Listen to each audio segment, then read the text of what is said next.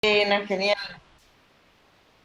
Ya, yo paralelamente, mientras Dani queda aquí al control, voy a mandar el mismo link al correo a ver si con esta información pueden ingresar el resto de personas.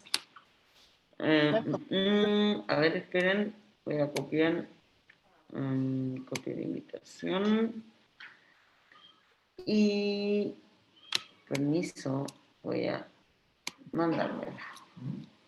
Mm,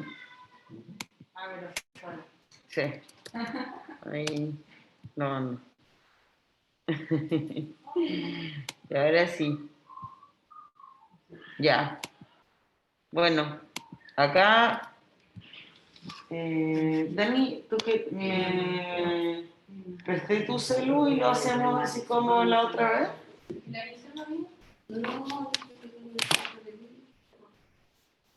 ¿Está grabando ya? Sí, está grabando, todo bien. Y yo me...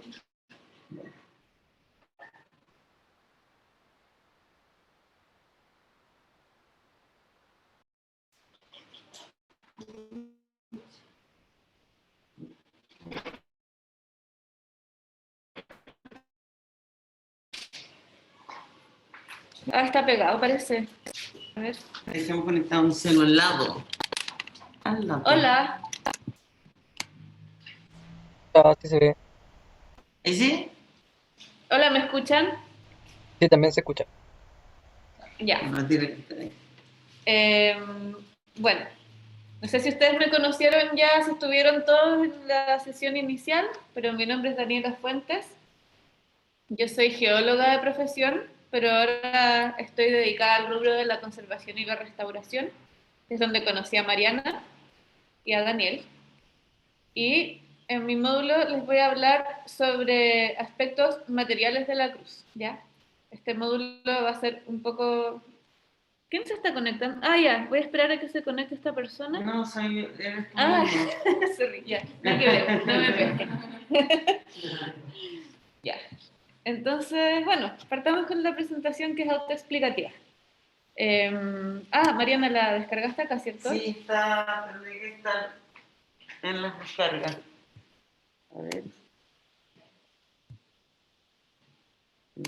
Mm, mm, mm, mm, mm, mm. Ahí está. Ahí va. ¿Pusiste a compartir pantalla? No. Compartir pantalla. Bueno, muy bien. Ahí. Ya. Antes de partir, les digo a los presentes y a los virtuales que por favor interrumpanme si tienen cualquier duda o consulta, porque la idea es que esto sea más bien conversado, porque si no es muy fome, ¿ya? Entonces vamos a partir. Ya. Esta sección va a estar enfocada en la dimensión material que es la cruz, como les acabo de decir. Por lo tanto, el diagnóstico, para estos efectos, se va a referir a un diagnóstico material, del estado material de la cruz. ¿Ya? Y vamos a definir conceptos y revisar ejemplos. Ya. Primera pregunta. ¿Qué es un diagnóstico de conservación? ¿Alguien tiene alguna idea? Aquí de los presentes también. Aquí de los presentes, los virtuales. Yo creo que es como analizar cómo está el estado del monumento, de la obra. Sí, es justamente eso. Es hacer, pero, o sea, es en el fondo definir en qué estado está, pero en qué estado material está. Porque uno podría decir que está en estado de abandono, pero eso son cosas abstractas y nosotros queremos básicamente definir el estado material del objeto. Entonces, es la evaluación de los distintos aspectos materiales del objeto para determinar el estado de conservación de esto. Y para esto tenemos que evaluar distintos aspectos como el tipo de material, el tipo de construcción y los deterioros que hay tanto a nivel estructural como a nivel físico de los materiales. Y también tenemos que, esto no aplica a todos los casos, por supuesto, pero en algunos objetos han tenido intervenciones que no son parte de la construcción original. Entonces, en esta etapa también hay que analizar si es que esas intervenciones anteriores existen. Entonces, para ir hablando de las materialidades, por supuesto que esto ya todos lo saben, pero para hacer un recuento más o menos, ¿no? Porque nosotros vamos a estar aquí tratando con una edificación y los materiales más comunes con los que podríamos encontrarnos podrían ser, ¿cierto?, madera, como esa pagoda que se ve ahí, podría ser metal, podría ser hormigón, podría ser roca, y la mayoría de las veces las edificaciones no están compuestas de un solo material, sino que, como en el caso de esta célebre estatua que ustedes están viendo, va a constar de una parte de hormigón y otra parte de metal, como el ejemplo que están viendo aquí. Lo importante es que para cada materialidad que esté presente uno tiene que hacerle un diagnóstico. Ahora, no solo hay que fijarse en qué está compuesto un objeto, sino que qué clase de objeto es, ¿ya?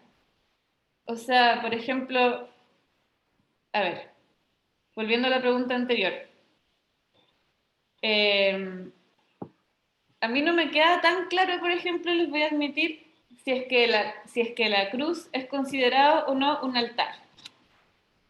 ¿Ya? Eso es algo que tal vez habría que evaluar más adelante con las sesiones de la Mariana, que se fue. Pero porque al parecer, si nos remontamos a la historia de la cruz, existen indicios de que alguna vez hubo un altar ahí. Entonces, no sé, eso queda como una pregunta abierta, ¿ya? Pero aterrizando en cosas más concretas, eh, la edificación claramente es un inmueble, ¿ya? Y acá está la definición de inmueble, que es, chuta, conexión a internet inestable. A ver, ¿me escuchan los de internet? ¿Sí? Ah, ya. Inmueble que no puede ser trasladado y está unido de manera inseparable al terreno. Ahora, obviamente estas definiciones siempre, no sé, encuentran su límite en algo. ¿Sí? Tal vez si alguien llegara con un bulldozer gigante, vaya a saber uno que una grúa podría eventualmente trasladar este objeto a otro lado, pero como que igual, si es que vamos a irnos a lo práctico, la cruz es parte del sitio y está ahí y no está en otra parte por algo también. Sí. Aparte que tampoco solo la cruz, pues también es como la cruz y estas baldosas que en el fondo son parte como del mismo camino. Como Claro, o sea, en el fondo es inseparable del sitio mismo, no solo en un sentido como literal, sino que en un sentido de que si tú lo separas del sitio, en el fondo igual va a perder un poco su misión, que es, en este caso, probablemente sobremirar desde el cerro. Entonces ahí, para que nos quede súper claro la diferencia entre un mueble y un inmueble, por si alguien no está familiarizado, la imagen lo dice todo. O sea, un inmueble es parte del lugar donde está, un mueble no es parte del lugar donde está. Entonces ahora en este diagnóstico de conservación nos vamos a enfocar en asuntos que tienen que ver con los bienes inmuebles. Ya, pasando al deterioro. Igual es una palabra que todos usamos, pero nunca está de más como revisar la definición, que es la modificación de la manera constitutiva de un bien que altera una o varias de sus características por la incidencia de uno o varios factores. ¿Ya? Esto también tiene, no sé, uno podría irse como en la filosófica y cuestionar si es que los cambios de estado de un objeto son deterioros realmente, y entramos en toda una discusión acerca de si se debe conservar o no el paso del tiempo sobre los objetos. Pero yo creo que para efectos de este diagnóstico deberíamos enfocarnos en la palabra deterioro no como con una connotación negativa. O sea, como que en el fondo tenemos que tener presentes que hay ciertos deterioros que tal vez vale la pena conservar como están y hay ciertos deterioros que no. Y eso es una discusión que podemos tener una vez que ya definimos cuáles son los deterioros. Entonces, por eso, cuando nosotros vayamos a mirar la cruz, nos vamos a fijar en cuáles son sus deterioros sin hacer juicios de valor al respecto. Y los juicios de valor podrán venir después. No sé si alguien tiene como dudas al respecto. Ya, súper claro. Entonces, hay muchas formas de clasificar los deterioros, pero a grandes rasgos están los internos y los externos. Los internos tienen que ver con las técnicas constructivas y la naturaleza física-química de los materiales. ¿Qué significa esto? Que no sé, por ejemplo, una edificación podría tener daño estructural, ¿ya? Y eso podría tener que ver con que sus técnicas no fueron demasiado sólidas, pero también puede tener daño a un nivel menos estructural, a un nivel más microscópico incluso, y estos daños que le ocurren como que no siempre son por alguna causa exterior, sino que porque, por ejemplo, no sé, un objeto de metal tiende a oxidarse, un objeto de arenisca tiende a erosionarse, y etcétera. Y estos son los daños que son más o menos un poco inevitables. O sea, al final todos los materiales es bien difícil que sean permanentes. Y luego ya están los daños externos, que son daños que claramente fueron provocados por algo, y esos daños pueden ser tanto antrópicos, o sea, provocados por los seres humanos, o naturales. ¿Ya? Entonces aquí vamos a ver algunos ejemplos. ¿Qué tipos de deterioros existen? Ya.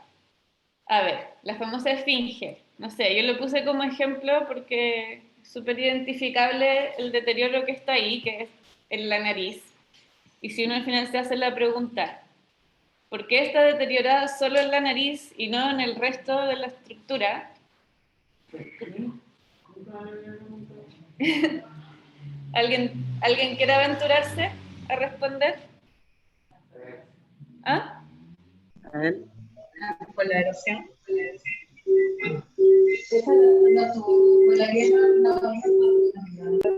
Esa es una teoría, esa es una teoría, pero no sé, otra teoría que yo quiero aventurar acá es que la nariz simplemente es el punto más débil, porque mal que mal, si fuera por la erosión, estaría toda la estructura erosionada, sin embargo, es solo una parte de la estructura que se cayó.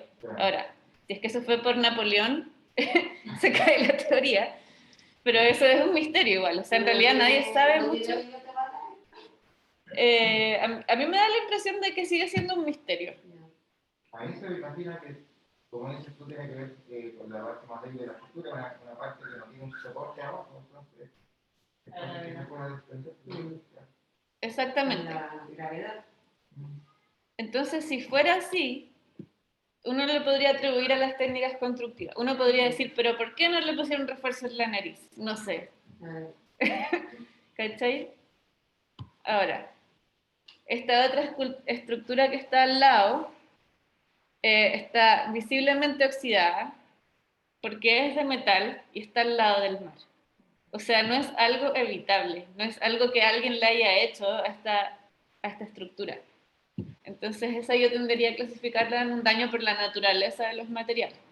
Bueno, tal vez uno podría, no sé, ponerle una cúpula y qué sé yo, pero ahí, claro, la escultura perdería un poco su sentido estético. Entonces, al final es algo que inevitablemente le iba a pasar. Luego están los daños que son evidentemente antrópicos, como por ejemplo los grafitis, algo que no ocurre en la naturaleza y ahí no hay muchas preguntas que hacerse. Y al lado pueden ver aquí una iglesia que se derrumbó debido a un terremoto. Estos tipos de daños ya están un poco en el límite de lo clasificable, porque uno también podría decir, oh, fue la técnica constructiva porque no fue una construcción antisísmica en el fondo. Pero de no haber sido por el terremoto, probablemente esa iglesia seguiría ahí. Entonces, yo considero razonable clasificarlo como un daño por fuerzas naturales. Ahora, esto es muy importante, sí, que lo noten. No todos los factores de deterioro son catastróficos. Algunos se acumulan lentamente en el tiempo. Y al final, este tipo de deterioros son los que le ocurren a todas las cosas. O sea, una escultura podría sufrir o no un graffiti o podría o no ser afectada por un terremoto, pero los daños que se acumulan en el tiempo les va a ocurrir sí o sí a todas las estructuras. Por ejemplo, aquí a la izquierda se ve, no necesariamente se ve dañado, pero es una estructura que tiene colores y los colores siempre se deterioran con la luz solar. Los rayos UV siempre van a estar atacando los pigmentos y eso es algo inevitable. Al lado se ve una estatua que acumuló polución. Si es que va a estar en una ciudad, no es muy evitable tampoco. Lo único que se puede hacer es, en el fondo, restaurarlo a como estaba. Y bueno, esto que se ve aquí a la izquierda, que creo que este es el monumento al Holocausto que está en Berlín. Sufrió una grieta, ¿ya? Yo no tengo claro, a partir de la imagen, cómo esa grieta llegó a ser, pero es muy común que las grietas se deban a cambios de temperatura y humedad, ¿ya? Y esto es por una razón física, que los cambios de temperatura y humedad hacen que la materia a nivel molecular se expanda o se contraiga. Y esas expansiones y contracciones finalmente terminan provocando planos de debilidad en las estructuras. Y finalmente el ataque biológico. También es algo que no necesariamente es catastrófico, o sea, no necesariamente va a llegar un pájaro y va a hacer caca en la estatua, sino que muchas veces tienen que ver con daños provocados por microorganismos. ¿Ya? Y los microorganismos como que se alojan en las pequeñas grietas y fisuras de las estructuras y le van haciendo un daño a largo plazo. También respecto a los microorganismos, no solo le hacen un daño estético, muchas veces eso termina siendo un daño estructural, ¿ya? Porque terminan metiéndose en los recovecos de las estructuras y rompiéndolas desde adentro.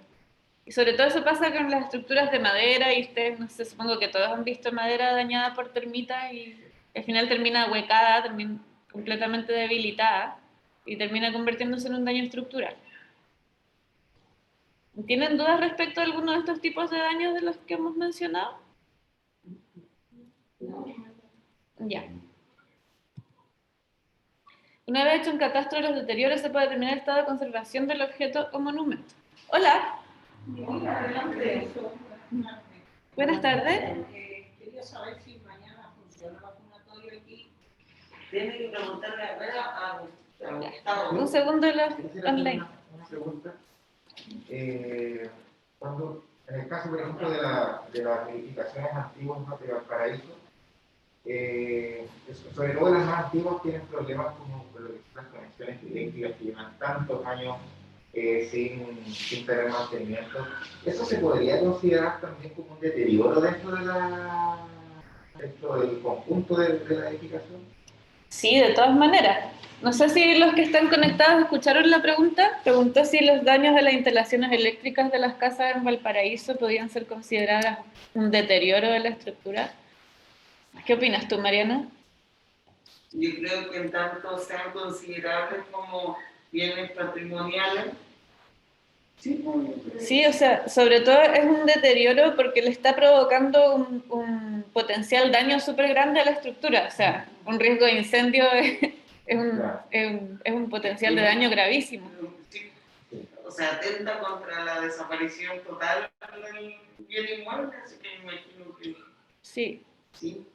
Oye, en realidad esto es una súper buena pregunta, como en pos de, no sé, como ejercer de repente como presión para ciertas como políticas de actualización de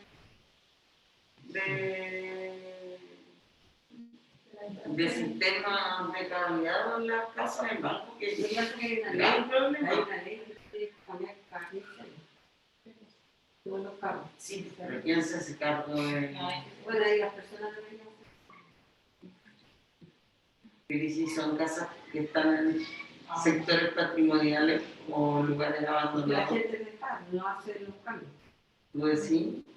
Sí. que deberíamos Sí, hacer. no sé por obligación. No me hace que no lo revisa, no hay un trabajo. Que la Una revisión. una fiscalización. Bueno. Claro que los materiales van cambiando, inclusive ahora en mi casa, lo revisamos y se cambia ya. La casa tiene 20 años y se cambia, porque todos los materiales, ahora son otros tipos de materiales mejores, cada vez son mejores. Y la Sí, pues. Pero yo creo que en el caso como para los inmuebles que son como bienes patrimoniales, con como mayor ejemplo, razón de con mayor razón deberían si existir. debería haber una fiscalización. Al final, la mayoría de las pensiones que hay en casas patrimoniales más para eso son por falla activa. Entonces, podría ser considerado un importante. Definitivamente vale la pena indagar en este tema. Yo no tengo muy claro legalmente cómo está regulado eso. O sea, claro, en el caso del inmueble que vamos a ver ahora no hay problema porque no hay instalaciones eléctricas, pero definitivamente es una pregunta que vale la pena hacerse. Bueno, yo lo que sé es que, por ejemplo, en el caso del Museo de San Francisco, yo sé que ellos han podido postular en otras ocasiones, lo hicieron, pero hace muchísimos años, ahora tenían que hacerlo de nuevo, postular a fondos para financiar el cambio de instalaciones eléctricas. Así que me imagino que Sí, patrimonial, no. si es un bien patrimonial la gente puede hacerlo. Igual si yo tuviera que clasificar un fallo en las instalaciones eléctricas como un tipo de deterioro, yo diría que es un deterioro estructural, porque al final las instalaciones eléctricas pueden estar mejores o peores hechas y mejores o peor conservadas. No sé. En fin. Bueno, siguiendo con el tema. Una vez hecho un catastro de todos los deterioros, ahí recién se puede determinar el estado de conservación del objeto, porque en el fondo hay que sopesarlos todos.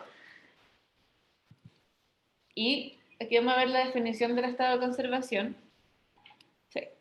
Eso, se determina a partir de los deterioros observados y miren, esto es una clasificación muy a grandes rasgos, ¿ya? O sea, es muy subjetivo el acto de determinar un estado de conservación.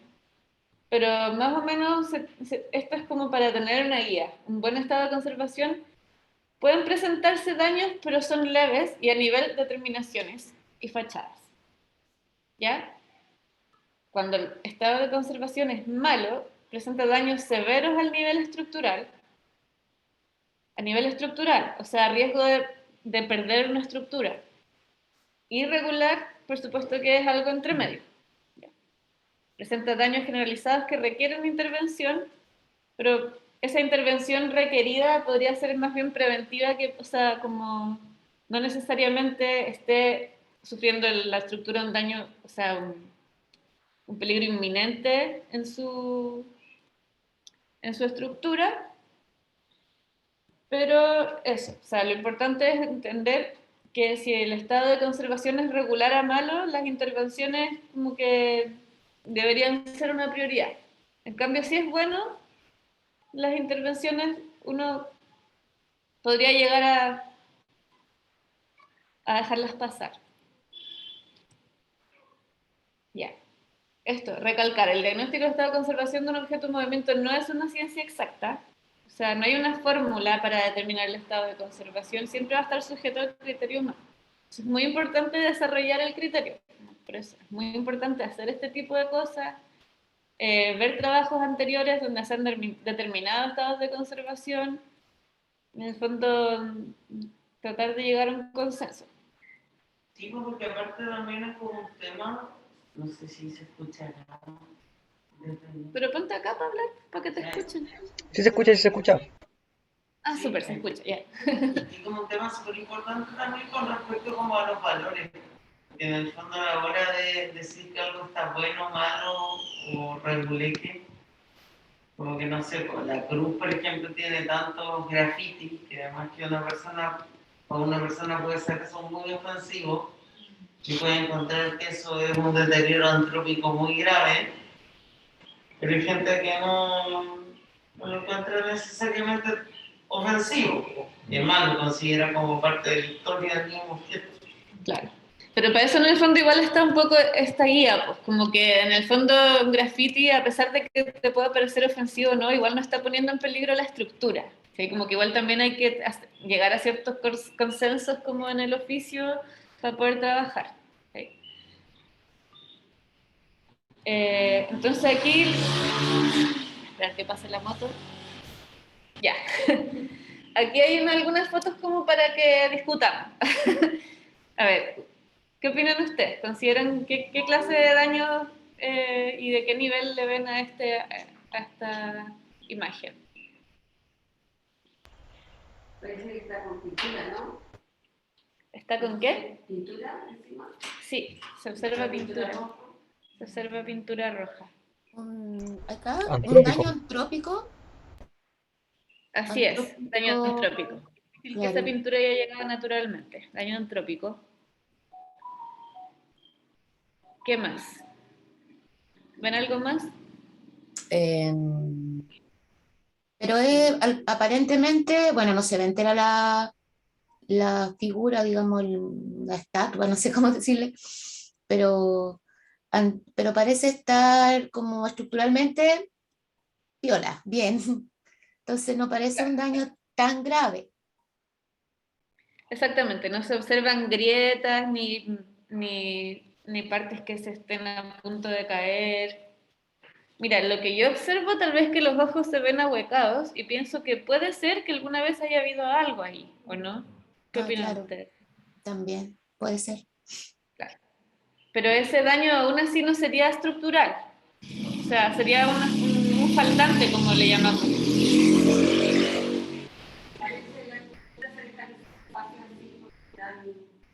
La idea de que ahí está la acción, pero no necesariamente tiene que tener ojos de otra cosa, de otro material. Claro, tal vez era así originalmente con los ojos ahuecados y esa era la intención del artista. Por eso también es muy importante hacer una investigación histórica del objeto antes de determinar sus deterioros.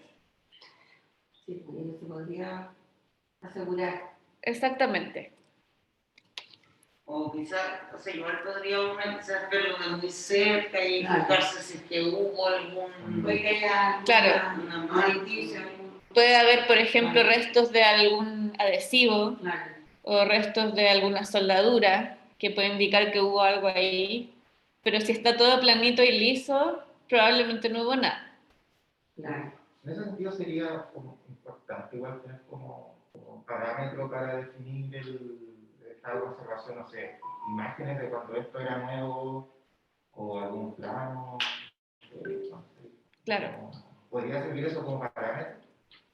Eso de todas maneras, o sea, eso es un parámetro indispensable si es que existe el registro de cómo era, hacer la investigación, porque no podemos saber si le faltan los ojos o no sin esa investigación.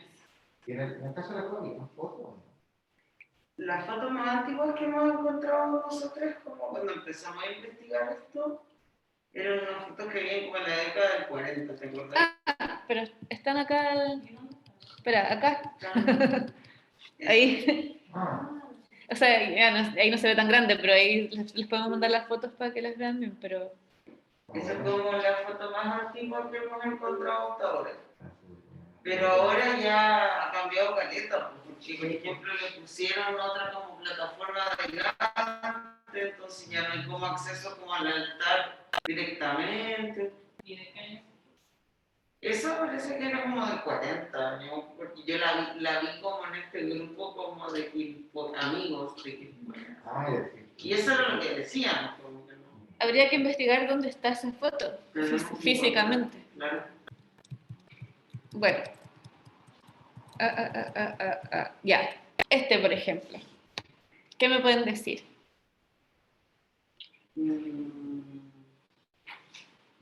Es el daño también de la naturaleza. Daño biológico, no sé.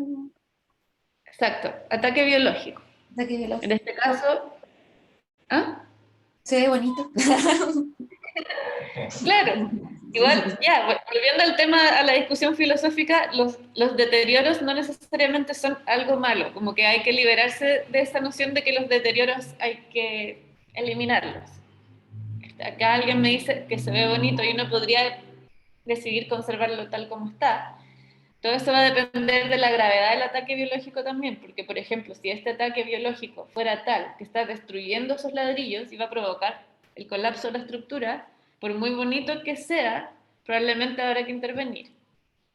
Y eso solo se puede saber en el fondo estando ahí, yo no lo puedo deducir a partir de la foto, pero claro. ¿Ven algo más? ¿Notan algo más? Veo que las piedras de abajo, no sé si son así o están un poco como erosionadas. Exacto, se ven como huecos, se ven huecos Claro. entre los ladrillos. Pero lo más probable es que eso haya tenido una cobertura encima. Puede ser que haya tenido, claro, alguna clase de cemento que se haya deteriorado. Y esos cementos a veces han pintado también. Exacto. Con los años, eso se pierde. Es como pareció lo que hay en el Cusco y trató así, y eso tenía, igual que lo que se encuentra en el Cusco. Sí. Todo estaba, todo, no sé, no sabía. Como están adentro de la fila, porque están estupados, están pintados. Claro. Y yo no sé si notan que algunas rocas, sobre todo en la parte de la entrada, se ven un poco blanquecinas.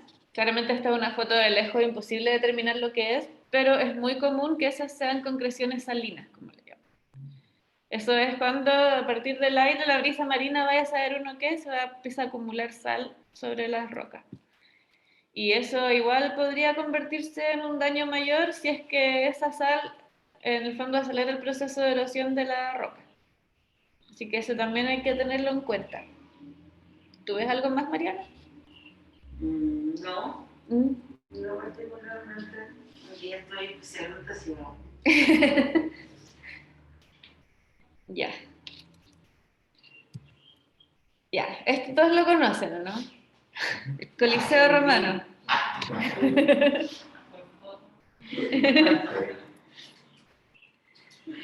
¿En qué estado de conservación piensan ustedes que está el Coliseo Romano? ¿En estado de observación? Ujú.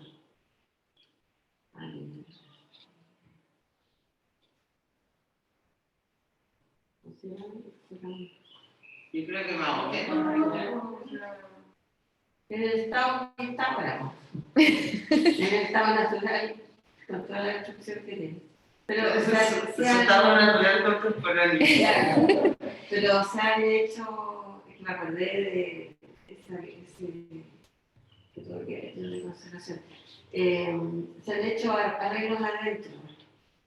Se restauró una parte de la parte del medio donde estaban los gladiadores. Se hicieron un tablado así. Claro, se le han hecho probablemente muchísimas restauraciones a esta... ¿No? No. Tiene eso que es nuevo, moderno. O sea, eso pasó por alto proceso porque eso al principio fue hecho para meter barcos. Y se hacían unas guerras de barcos ahí que la gente iba a ver. Guerras de barcos en el Coliseo. Era una laguna con barcos adentro. ¿Sí? Sí, y Wow. después se va a esperar el que empezó con los gladiadores. El año primero, el siglo I. Cuando llegó este emperador, no me acuerdo el nombre. Ese. Oye, ¿están escuchando la ¿Calígula casi? ¿Escuchan la conversa los que están online? De nombre, no puede ser. La pelea de barco. Mamá. Sí, ya. Pero antes tenía otro objetivo ese. que están intentando? Sí, perdón, ¿escuchan los que están online? ¿Aló? Más o menos. Ah, más o menos. Tal vez Ya, le sí, hagan- es sí. que Mira, Están no, contando que el Coliseo ha tenido muchas funciones, incluso llegó a tener una laguna dentro, donde se armaban guerras de barcos dentro del Coliseo. Y bueno, lo que yo les quería mostrar a través de esta foto en realidad es que, a ver, a mi juicio, yo consideraría que el Coliseo romano está en un excelente estado de conservación. ¿Por qué? Porque miren a todas esas personas alrededor, miren a todos los turistas. O sea, si esto estuviera en peligro de sufrir algún daño estructural, hoy en día eso no estaría permitido. Entonces, el hecho de que haya sufrido daños estructurales en el pasado y que en el pasado haya tenido un pésimo estado de conservación, no quiere decir que en el presente lo tenga. Porque después de las intervenciones probablemente que le han hecho para estabilizar la estructura y todo, probablemente el Coliseo Romano hoy en día no sufre daño estructural tal y como está. Eso es lo que yo pienso. ¿Cómo se llama? Los monumentos que tenía arriba, tenía estatuas. Por todo alrededor tenía estatuas. Y también tenían poleas donde subían una carpa gigante que les tapaba del sol. Entonces esas cosas ya no están, obvio, pero estructuralmente eso está impecable. Claro, por eso, probablemente esas cosas fueron retiradas porque estaban en pésimo estado de conservación en su momento. ¿Que fueron cambiando también? Sí, obvio, pues no tienen de carpa y cosas así. No. Claro. Pero la estructura en sí está igual. Abajo sí que se desapareció toda esa parte, los techos y esas cosas donde metían a los chavos. Pero claro. el resto de la estructura, la escala, la escalinata, los muros, en general están. Claro, probablemente el Coliseo ya ni se asemeja a lo que fue alguna vez. Sí, el otro que desapareció porque queda poco del medio, sí, en la parte de mármol, por donde está el emperador. Porque eso era todo así, de mármol, era muy lindo. Claro. Y entraba a cierta hora el tipo, para que cuando caía el sol, para que el sol le cayera a él, y entraba todo iluminado adentro. No sé, esa es mi historia, pero tú me la entretenido. En fin, mucha historia ha pasado por esta estructura y qué bueno que esté todavía y que el arte de la conservación y la restauración tenga logros de los cuales podemos sentirnos orgullosos como humanidad. No, el Coliseo. Más que mal iban a matar gente a ese lugar tampoco. Está bien, pues, pero la historia no necesariamente es bonita. Pues. La historia igual tiene que ser recordada. Aunque sea fea, aunque sea horrenda. Nada que esto lo han copiado, porque los estadios tienen la misma forma como ahí se sale en un rato, así, no sé, en 5 minutos eso queda despejado por la forma que está la escala para salir. Así que se está construyendo de forma extraordinaria. Es un edificio muy bien hecho. No, estuve bien pensado. Estuve bien pensado. Y no es que se haya caído y se corte, sino que se corte así. ¿En serio? Sí, así. Puede ser. Sí, no, sí, que la forma como que sale así. Qué bueno, no tenía idea. Ya, suficiente Coliseo. Sigamos. Entonces, ¿por qué es importante realizar un diagnóstico? Igual puede sonar de perogrullo para nosotros que nos interesa la cruz de Quilpué, pero podría llegar a alguien, no sé, de Chiloé y decirme, oye, pero ¿y esa cuestión a mí qué importa? ¿Sí? O sea, claramente lo que es importante para uno no es importante para el otro. Entonces, aunque suene de perogrullo, siempre hay que hacerse esta pregunta, hay que hacérsela antes de cualquier evaluación. Entonces, esta es una de las razones por las que yo la encuentro importante, ¿ya? Esto es un pantallazo del visor ID de Patrimonio que está en la página de Patrimonio Cultural del Gobierno de Chile, ¿ya? Donde hay un mapa de las casas de los monumentos, o sea, de los declarados patrimonios en todo Chile, ¿ya? Esta es la zona de Quilpué y como pueden ver hay uno, ¿ya? Ese es el mapa de la zona de la región metropolitana, ¿ya? Sí, a mí no me parece muy equilibrado. Sí. Qué No, horrible. no me parece demasiado equilibrado. ¿Cuál Bueno, es el único en la iglesia? esto. Sí. Monumento histórico Capilla Los Perales. Es la única. La única que se ha declarado monumento en el sector. Y a mí, a ver, yo no soy de Quilpué, pero díganme ustedes, me cuesta creer que este sea el único que valga la pena rescatar de esta región de Chile. O sea, que de verdad no puede ser. ¿Y la iglesia que está en el centro no es? No. Para que sea monumento, ¿cuántos siglos tiene? No, no, No, no tiene nada que ver con los años. Sí, ¿Por dónde va el tema? eso lo vamos a hablar ahora. Ah, ya. No, pero antes les quería hablar un poco de lo que se hizo con esta iglesia. Esto lo saqué de toda la página de monumentos del gobierno de Chile, ya. Fue declarado monumento el año 2008 y el año 2012 se, se obtuvieron recursos y se hizo una inversión de 505 millones de pesos destinados a la restauración. Y esto fue a raíz del terremoto, ¿ya? O sea, esto fue declarado monumento antes de sufrir estos daños por el terremoto y gracias a que fue declarado monumento, después del terremoto pudieron hacerle esta restauración porque fueron destinados todos esos recursos, ¿ya? Acá dice, se arregló la nave, se reforzó la estructura, se realizó un nuevo radier, se instaló el piso de pino oregón, son cuidado proceso de restauración del techo, se rescataron las pinturas que lo cubren, se reconstruyeron los vitrales y los ventanales. Todo esto cuesta mucho, mucho, mucho dinero, ¿ya? O sea, todos quisiéramos restaurar todos los objetos que a nosotros nos parecen valiosos, pero lamentablemente la asignación de recursos al final es lo que manda, ¿ya? Entonces, mira, yo no estoy diciendo con esto que ser declarado monumento sea la única manera en que una estructura vaya a tener asignación de recursos, para nada. Es solo uno de los medios a través de los cuales uno puede como destinarle recursos a una restauración. Pero de todas maneras vale la pena, o sea, tenerlo en cuenta. Y esto nos lleva, ¿cierto?, al concepto de valor, que es un concepto muy, muy, muy, muy esquivo. Una consulta, ¿Sí? que, o sea que, por ejemplo, las piedras tacitas tampoco están consideradas como patrimonio arqueológico Como, o sea, tal o como vez, monumento arqueológico. o sea, es que ninguna de esas piedras tacitas puntual de la región de Quilpué ha sido declarada monumento. Tal vez, no sé, existe alguna especie de otro concepto patrimonial, ¿tú cachai, Mariana? Como que se puedan declarar las piedras tacitas en general como patrimonio. Es que en el caso como de las piezas arqueológicas, yo sé que tienen que, por ser como piezas arqueológicas, ya tienen un valor patrimonial, pues y tú no podrías como ir y rayarlas, ir y sacarlas, ir y... porque en el fondo estás como... estás robándote patrimonio arqueológico.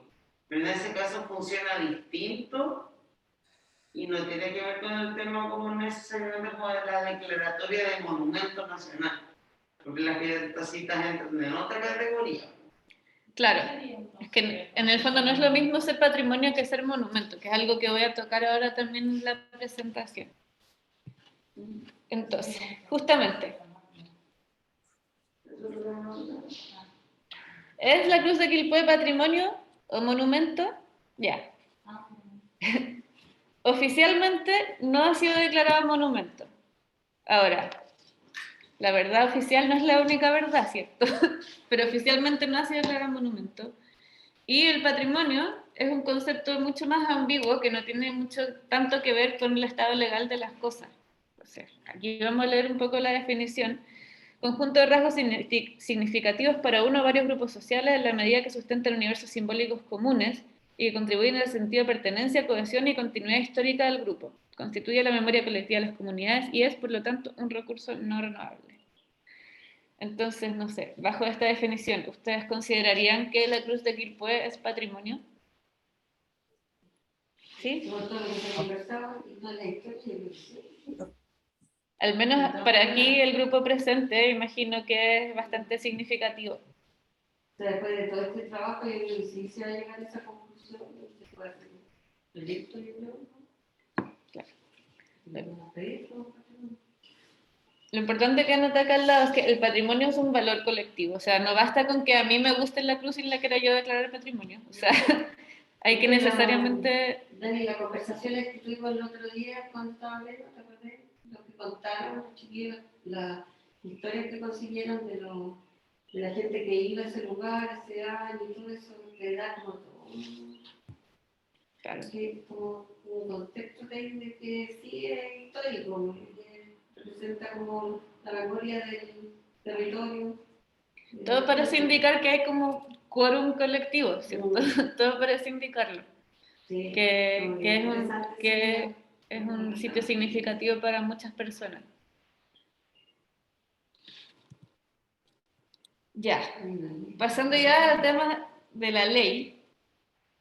No sé si quiero leerles todo esto porque es muy fome, pero la ley de monumentos nacionales, en el fondo ya define que quedan bajo la tuición y protección del Estado ciertos lugares, ruinas, construcciones, etcétera, cuya conservación interese a la historia del arte, etcétera. Ya, o sea, en el fondo son puros conceptos subjetivos, entonces lo que están encargados de decidir si algo es o no un monumento son el Consejo de Monumentos Nacionales, ¿ya? Y el Consejo de Monumentos Nacionales está presidido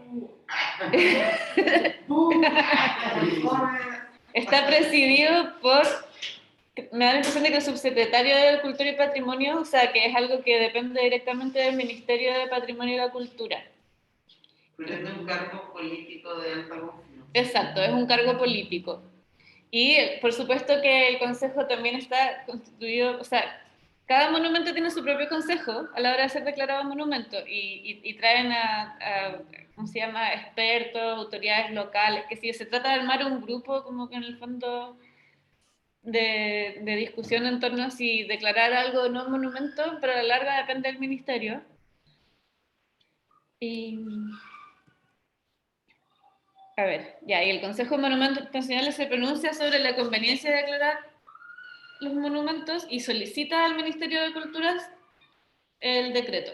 O sea que al final es el Ministerio de Cultura el que declara si algo es o no monumento.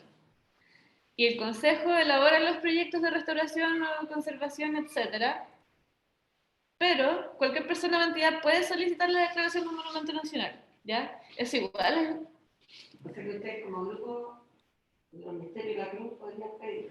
No sé, yo creo que la gente que quiera participar y seguir trabajando en esto, si quiere hacerlo, Como que en el fondo el Consejo de Monumentos Nacionales existe y existe por algo y podemos hacerle bu y todo, pero sería que no existiera, no sé, bueno, esa es una opinión personal, pero no es el único recurso tampoco. Y habría que hacer como un estudio para ¿Cómo? Habría que hacer un estudio para presentarlo. Exactamente, o sea, ¿qué hay que hacer para ser tomado en serio? ¿Cachai? No basta con decir, no, nos gusta la cruz, está en estado anterior, no. O sea, ya, volviendo a la pregunta, ¿por qué queremos hacer un diagnóstico de conservación? Porque en el fondo el diagnóstico oficial nos va a dar un poco de seriedad al asunto. Sí. ¿Cómo puedo decirle de por qué la cruz sería de interés histórico? ¿Por qué la cruz es un elemento de valor simbólico aquí? Después de todo este taller se puede armar esta gran carpeta que vamos a sentar y presentarla para postular la cruz como monumento. Claro. O no, o sea, pero hay que, en el fondo yo creo que si uno quiere salvaguardar algo, es necesario hacer un estudio serio al respecto, porque como bien dijimos anteriormente, el patrimonio es un valor colectivo. Entonces, para que algo sea patrimonio, tienes que convencer a la gente de que es patrimonio. No basta con que a ti se te ocurra que sea patrimonio. Esto es como más individual, ¿no? Como el monumento que presentar una persona no tiene que ser colectivo. O sea, no, probablemente pueda llegar una persona a decir, oye, yo quiero que esto sea declarado monumento, pero probablemente no tenga el mismo efecto. En general suele funcionar como modo de fundaciones. Como que hay fundaciones, como que se generan fundaciones que se hacen cargo como de ciertos sitios o de ciertos como...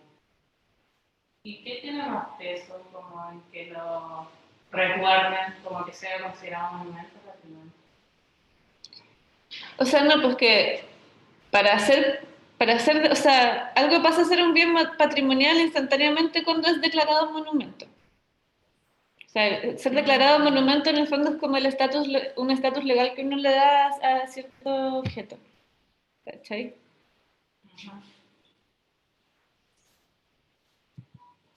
Ya, bueno, esto es solo para mencionarles que la ley de patrimonio cultural que ahora fue aprobada en el Congreso, creo que en mayo del 2021, o algo así, está contemplando cosas nuevas, como la creación de consejos y secretarías técnicas regionales, ¿ya?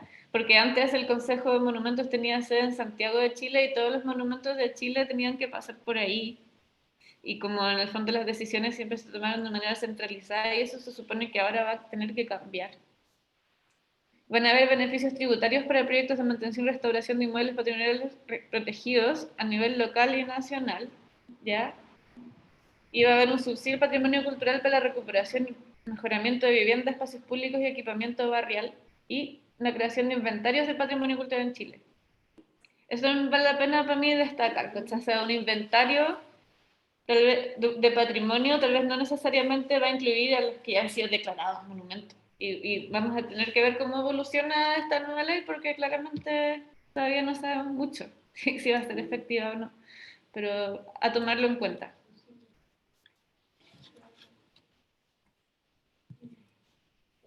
Ya, entonces, ¿qué se puede lograr con un diagnóstico? La habilitación y puesta en valor del sitio. Colectivamente me faltó agregar ahí, porque esa es la idea, ¿cierto? Y eso puede tener varios efectos, como conseguir la protección legal, la destinación de recursos y generar conciencia en la comunidad. Ahí está lo que me falta, comunidad, ahí estaba, al otro lado. Pero es muy importante recalcar que esto tiene que ser colectivo. Y aquí les dejo una pregunta filosófica que en el fondo se responde sola, pero ¿es patrimonio si nadie lo ve? No, en el fondo, en el fondo la visibilización yo creo que es lo central del asunto aquí, ¿cierto? Entonces, ya. Oye, y si hacemos, ya que ahora vamos a pasar como a la segunda parte. Sí, ahora les voy a hablar de lo que queremos hacer en terreno. ¿Quería hacer un break? O sea que ya son como las 8, podríamos como son como las 8:20, creo. Si ya partimos como hace más de una horita, por una hora por ahí, como para dar un break de tecito. Ya, pues. ¿Qué dicen los online? ¿Un break de 10 ¿O quieren minutos? seguir? Ok. Ya, Bueno. break de 10. Sí, Ya. tecito para... ¿Querés entonces? Sí, te voy a ir a poner una pequeña pregunta. Pero ahorita, pues. Ya. Oye, a mí me llama la atención porque esta cruz tiene como esa cruz celta, ¿o no? Ese símbolo Sí. redondo, no, ya, esto sí es celta, pero es algo que en el taller de la María no Porque me yo que miraba la cruz celta y... puede ser. Igual es como la pintura cristiana antigua, igual la cruz a veces lo que Sí. Por el eso. círculo. Bueno, la investigación con Ricardo no pudo ir, pero los curas es importante, yo creo. Y si ellos, como la gente que dueña ese terreno pertenece a quien puebla, o todavía a la universidad. Ese terreno me da la impresión, la María no te más de esto, pero me da la impresión de que pertenece a la universidad. Si la universidad no le cuesta ni un color, Yo ni asumo. si es que así no le cuesta ni un color con eso. No gasta un peso, no ha hecho nada. ¿Y por qué te terreno acá? Porque se lo donaron. El otro día explicaron en la charla que hubo el otro día que cuando murió la persona que donó esos terrenos, dejó dicho que pasaran a manos de la... ¿Y será por eso del cristianismo que no le estaba, no? No, Con la católica. no, es que la ella donó los Previo a terrenos. la donación del terreno. Donó los terrenos y pasaron a mano de esta O sea, todas esas investigaciones históricas las va a hacer la Mariana en su, van a trabajar con la Mariana en sus módulos. Entonces ahí están los misterios de la cruz, los van a resolver con la Mariana, ¿cierto, Mariana? No tengamos tantas expectativas de que yo voy a resolver No, problemas. pero lo que dijeron los chiquillos todos súper interesante el otro día. Ve la grabación si no lo tuviste, escucha lo que dijeron. Te va a servir el propio trabajo. O sea, es que no es mi trabajo, mamá. No, por tu parte, no sé qué Con la objetivo. Yo doy tips. Uy, un vaso del coronavirus. Yo no hago nada. Yo solo digo dónde es posible encontrar información y cómo la gestionamos. Pero ahí la gente decide lo que quiere investigar y cómo lo hace. Oye, no estamos muteados. ¿Se entiende? Ah, no. Los muteados que hago. Sí, pues, yo creo. Ah, aquí estamos bien.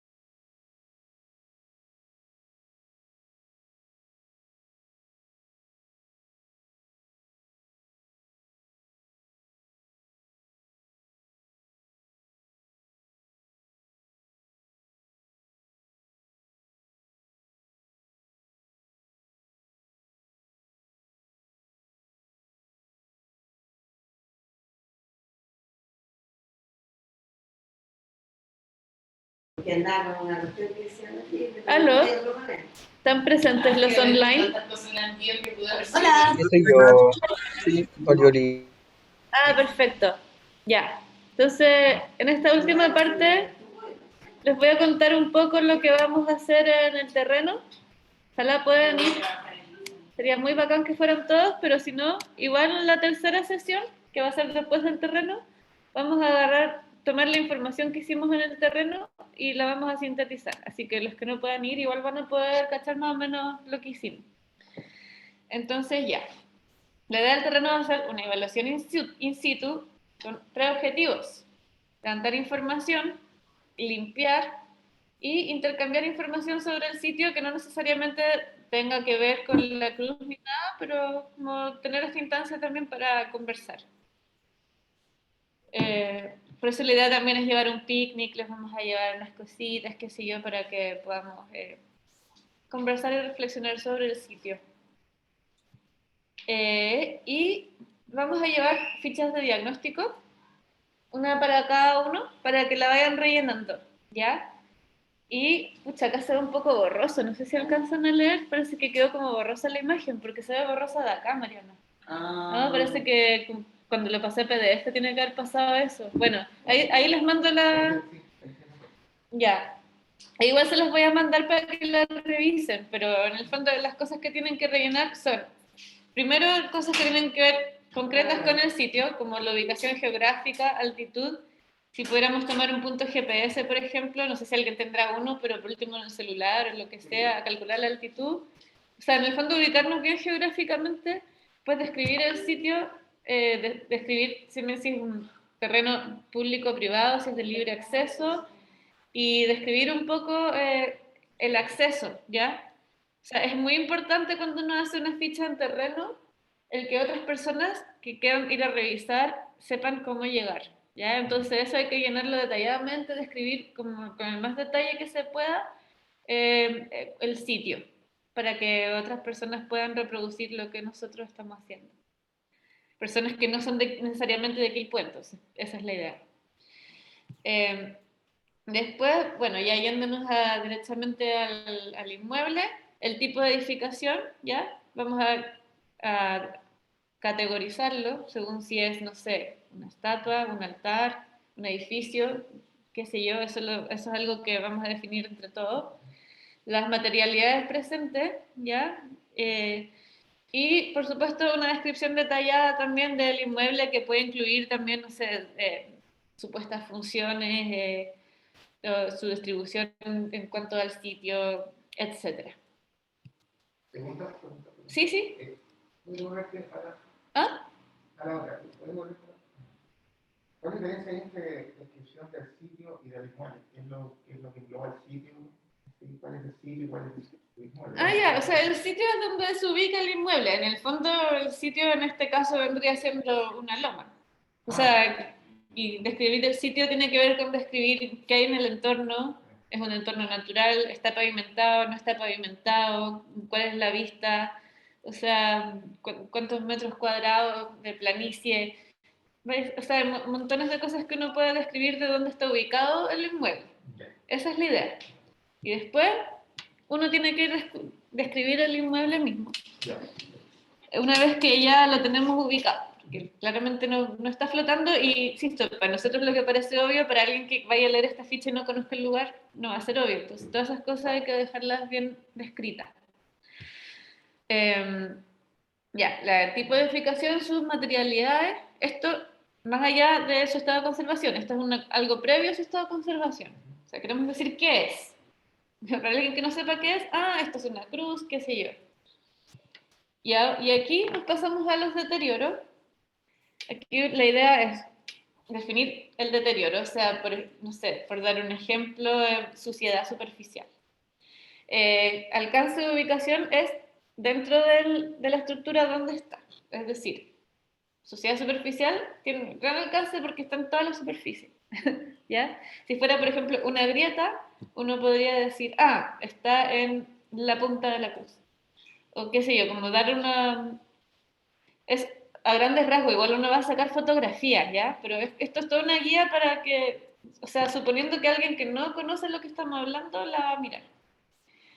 El nivel de deterioro, o sea, si es un deterioro leve, moderado, etc. Y observaciones, y ahí cada uno escribirá lo que le parece pertinente. Luego hay un espacio para el esquema o fotografía o ambos, ¿ya? Y la idea obviamente no vamos a estar sacando Polaroid, así que obviamente van a sacar fotos y eso después se pega digitalmente. Pero si quieren hacer un esquema que pueda servir de algo, fantástico. Si quieren dibujar también los deterioros, Claro, todo el material. claro. También de repente la observación con... Y esto, o sea, vamos a imprimir varias páginas de esto para que puedan rellenar todos los deterioros que quieran. No sabemos cuántos son, así que ahí todos los deterioros que encuentren nos vamos a hacer una de estas fichas. Y finalmente, cuando ya estén todos los deterioros, describir un poco el estado de conservación en general del inmueble. Ahí vamos a definir si es bueno, regular, malo, y descripción y observaciones pertinentes. Eso sería el trabajo concreto que hay que hacer el sábado, más allá de las conversas muy interesantes que podamos tener. Y esto nunca está de más recordarlo, por favor, no olviden. Meter solar, agua, gorro por sol, zapatos cómodos, ya hay que caminar. Y convocar a todos los interesados. Y la bolsa de basura, guantes si que quieren llevar. Ah, claro, y también, por ejemplo, si tienen herramientas que les puedan parecer útiles, como, no sé, una lupa, ¿cachai? Para observar las rocas. De hecho, yo iba a traer mi lupa geológica y la olvidé, y lo lamento mucho, pero si alguien tiene una lupa, no necesariamente geológica, pero de joyeros también sirven, o de cualquier tipo. Lupas geológicas. Es solo una lupa muy bacán. Como que se parece a las lupas de joyero en realidad, solo que... chiquitita? Sí, Sí, un profe me pasaba para el rock. claro, si pueden llevar lupas, si pueden llevar una cámara fotográfica, o sea, o si no, con el celular da lo mismo. Pero si pueden llevar, por ejemplo, Mariano, si tú tienes esas tarjetitas como de escala para sacar las fotos, ¿sabes? Que por ejemplo, cuando uno trabaja con roca o hormigón, importa describir el tamaño de grano, ¿ya? Que el tamaño de grano va a definir cosas como la flexibilidad del material o ese tipo de cosas. Y entonces es importante hacer como de repente los materiales mismos, hacer esa minucia, como de observarlo de cerca. Winchas para medir. Y eso, pues cualquier cosa que puedan considerar útil, por favor llévenla para que juguemos y lo pasemos muy bien. Y ¿Dónde nos vamos a juntar? sí, nos vamos a juntar en la estación. ¿Cómo se llama la estación? La estación, pues, La estación de Quilpué a las 10. Y la idea es que nos vayamos todos juntos desde ahí. igual va a haber un margen de espera. No, Sí, pero traten de no llegar a las 11. Traten de llegar a las 10. Y nos vamos a juntar por el calor, sobre todo, porque Sí. si no después se pone infernal y...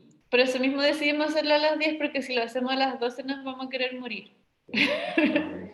Sí. ¿Y como cuánto rato vamos a estar ahí?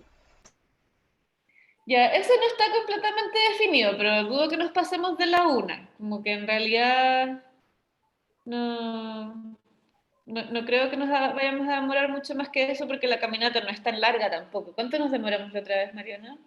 Un poquito, Son 20 minutos. Sí, será 20 minutos, media hora ida, media hora vuelta y... Igual consideremos que no sabemos cuánta gente se una y que quizás Cami va a ir y vamos a aprovechar de hacer como lo de la guía. Claro. Como... Igual tratemos de hacerlo de las fichas primero y así el que se quiera ir antes, pero igual tenemos contemplado, no sé, pues hacer un picnic, conversar y todo eso, así que si se pueden quedar hasta la 1 o pasado la 1, bacán.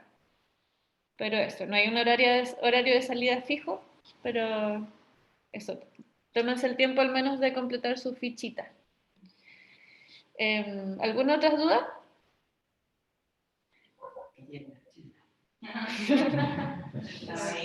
Es que tomarnos las chelas para honrar el relato de Maritza.